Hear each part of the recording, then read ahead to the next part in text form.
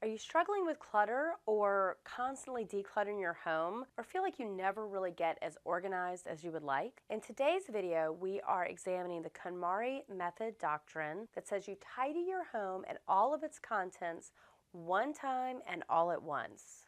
And that will empower you to keep your home organized forever after. Hi, I'm professional organizer Katherine.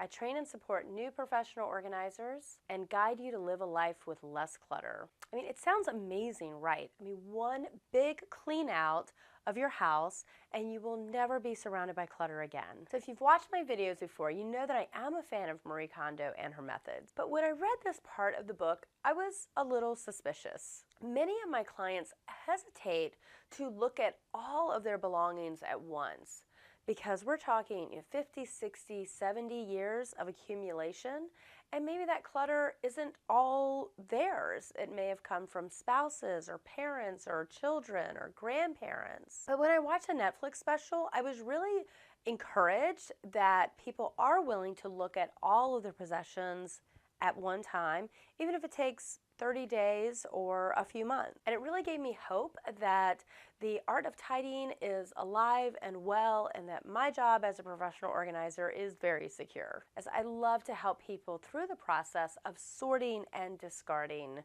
things in their home that no longer spark joy. But is tidying really a once-in-a-lifetime event? I don't necessarily think so, and here is why. Yes, I definitely believe that the process should be a top-to-bottom examination of all of the things in your home. Even if this takes 6 months or a year, the mental shift that will happen by going through that entire process is priceless. However, throughout our lives, most of us will experience major life transitions, like starting a business, having a child, getting married, getting divorced, retiring, downsizing, upsizing, and the death of a loved one. And I would encourage you at the end of each of these transitions to once again re-examine all the things in your home and in your life. I know for me, in the last 8 years, I have downsized, I've upsized, I've gotten married, I ran an Airbnb,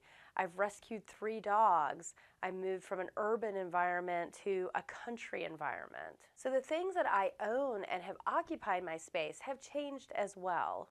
So use that KonMari method to examine all the things in your life at one time and do that full household decluttering. But I would encourage you, after the end of every major life transition, to actually go through that process again. So re-examine the things that sparked joy in your life 5 years ago or 10 years ago, or every time you go through a major life transition, because your opinion of those things may have changed.